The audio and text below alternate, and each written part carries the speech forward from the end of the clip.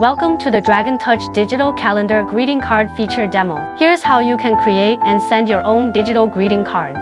Open the eCalendar app and tap Send Cards at the top left to start. On the greeting card editing page, you can tap the left side to add a photo, and tap the right side to edit the text and add doodles.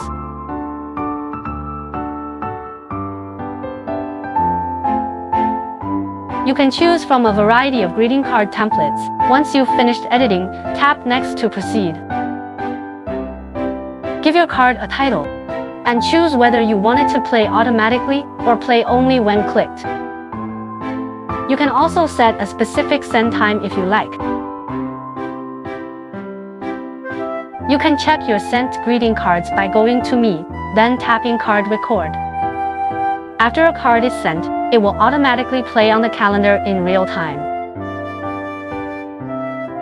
Or find them in Settings, gives Photos, gives Card Record from the calendar view.